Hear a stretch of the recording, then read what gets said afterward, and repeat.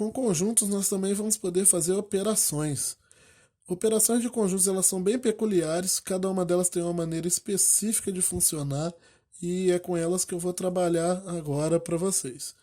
Então, dados dois conjuntos, eu consigo fazer entre eles três tipos de operações: a interseção, a união e a diferença, que seria o equivalente a uma subtração. O que é cada uma delas com exemplos?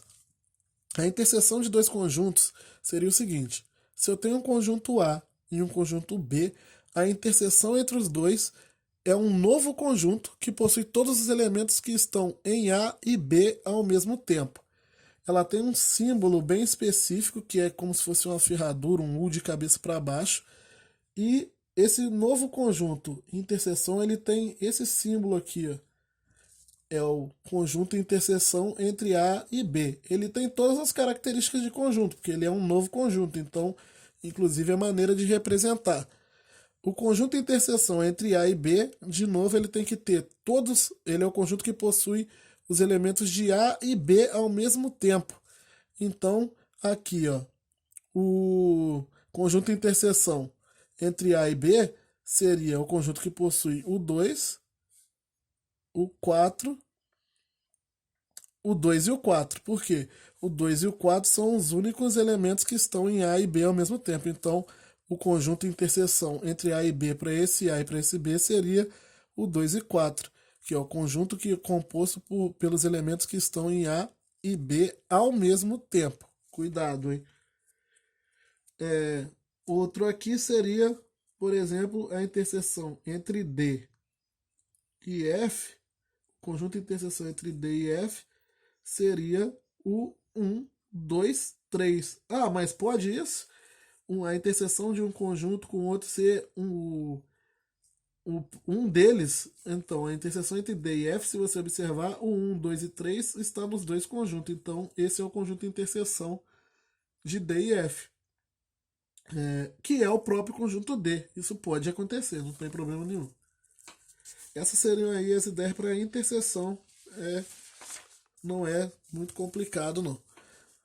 O conjunto união é o conjunto que vai ser composto pela soma aí dos elementos de A e de B, não a soma numérica. É que ele vai pegar todos os elementos de A e de B e juntar.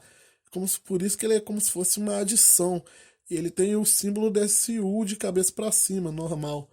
Então, a união com B vai ser o conjunto que vai compor todos os elementos que estão nos dois conjuntos. 1, 2, 3, 4, 5 e 6.